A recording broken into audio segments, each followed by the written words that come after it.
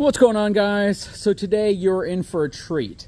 In front of you, you were looking at the RV AC Silencer by a company called WackO Products. WackO Products? Not exactly sure. This was sent to me by my channel sponsor, eTrailer.com, and this is supposed to significantly and dramatically reduce the amount of sound that your roof mount RV AC makes whenever you're inside of the RV, because we all know that they are pretty dang loud. Now, you can buy aftermarket AC units, which tend to be a little quieter, but this product right here is not supposed to block any airflow, yet it's supposed to make the inside of your RV significantly quieter. So we're going to install this in my father's RV today. Hang tight, I'll be right back.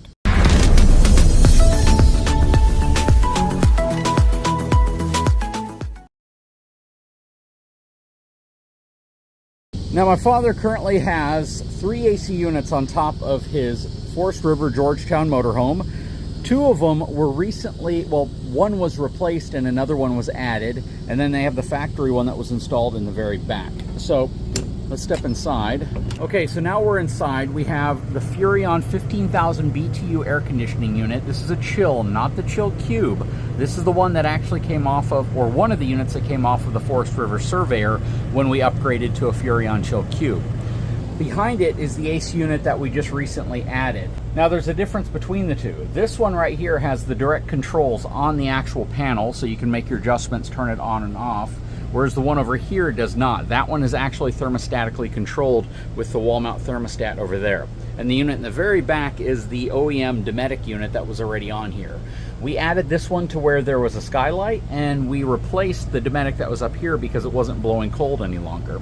But what we're gonna do is we're going to use my nifty decibel meter reader right here, sound level meter, and this is going to let us know how loud this unit is. We're going to place it in the same spot, and we're going to see how much quieter it is with the new accessory that we're going to add on top of this unit. So this should be kind of interesting. But the first thing we're going to do, though, is we're going to direct the airflow in this unit to the side vents, because this is a ducted RV and this AC unit was originally designed for non-ducted applications. So we're going to get the panel off, and we're going to make a cool little foam insert we can put in here to help, again, direct some of the airflow into these vents that are positioned around here. Okay, so I have some of my foam here. This is inch thick foam. I just buy it in these packs where you get quite a few of them.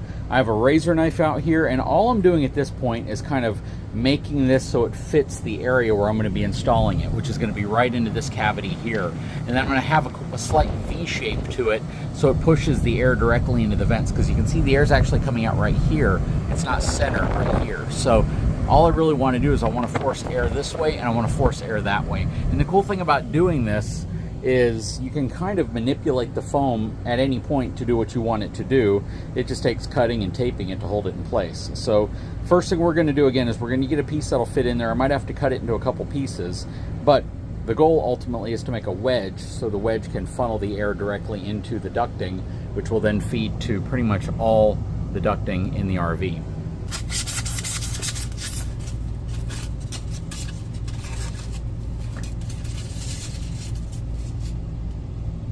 Okay, so what I've done here is I've actually taken one piece right here and the other piece coming up that way, and you can see how I have this wedge now. Since the vent, or the blower, is directly over my hand right here, it's now going to scoop it that way, and it's going to scoop it that way and slope directly into the ducting. We already checked it out, and it definitely increases the airflow. Now I'm going to be using this aluminum flashing tape to seal up all around here so we can minimize any air loss around these areas, because ultimately you want pressure buildup so the pressure is pushing through the ducting, and if you have air leaks right here, it's going to prevent that from happening as efficiently. But anyway you slice it, even if we turn it on now, this is going to be more efficient than the system, or than the way it was before where this is just completely open, unless you're just direct firing it straight down and you're not wanting it to go through the ducting. So I'm going to finish doing all the flashing tape, and I'll be right back. Okay, so I have this thing wrapped up pretty dang well. It has a nice little truss shape to it right there, so I don't think we're going to have any problems. We're going to turn it on here in a second. Now, the reason why I'm doing this first before I take a dB reading is because I guess I could have taken 3 readings. I could have taken one, you know, just stock the way it was whenever we first came in here. I could have taken one after we completed this, and then after we add the RV AC Silencer. But just to kind of make things quick, after doing this, it's probably going to have a different volume level than had we not done this. So the comparison truly needs to be this versus adding the RV AC silencer. So we can go ahead and kick the AC back on now. This is going to be a completely ducted unit only at this point, so there's no more direct downward flow. So it's really important that we get this right, because we want to get as much air coming through these vents as possible, so we really have the ability to cool the inside of the RV effectively. It definitely sounds quieter. So if we left it like this and we just put the cover back on it, it would actually be pretty quiet right now. So what we're going to do is we're going to take a sound decibel reading just to see how loud it is at this point. Okay, so we have the Furrion cover and filter back in place. Let's just say 57 decibels is what we're picking. So we got to take the cover back off this panel, and then we will install the RV AC silencer in its place.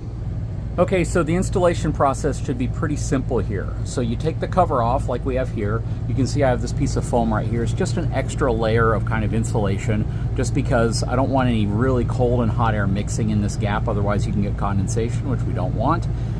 This piece right here is your electrical control panel, and you need to remove these two screws, but you need to use a couple pieces of tape to hold this in place, because these screws will be replaced with longer screws to hold this portion under here. So essentially, this piece right here is going to go like that, and you see those holes right there? They line up with those two screws that hold the electrical panel in place, and then you're going to have 4 more screws that go around the corner, and thankfully it already has these pre-drilled screw holes right here to actually hold this in place and secure it. So let's go ahead and remove the electrical control panel screws, get this part in place. Okay, so you can see I have the tape in place right there holding the box. I'm going to back out the Phillips head screws, and then we are going to put the new panel on and secure it with the longer screws.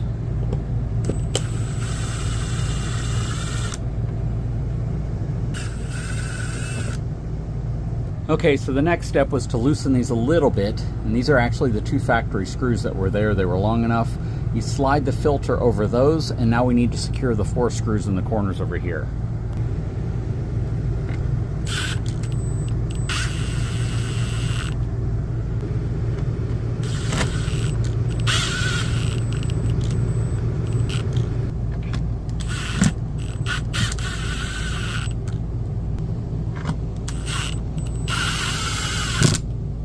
Okay, so now that we have all 4 screws installed and we have the filter in place, that just looks like it's an extra baffle right there, and it kind of presses up against this one to make things a little quieter in that area, which is nice because it's added insulation as well. This arrow right here is going to go forward, and that will go over the return air ducting right here. As you can see, we still got some good airflow or good suction going up into the return air. And again, this is just going to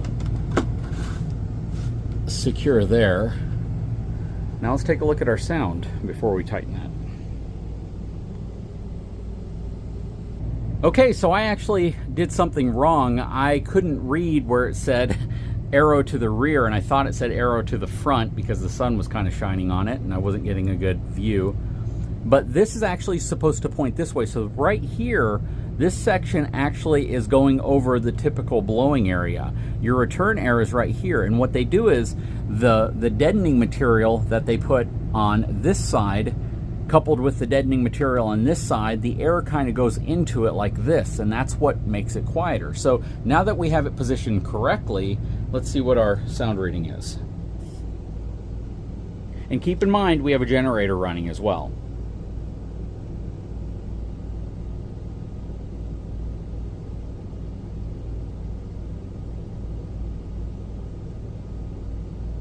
So roughly the same, so about 55 decibels with it positioned correctly.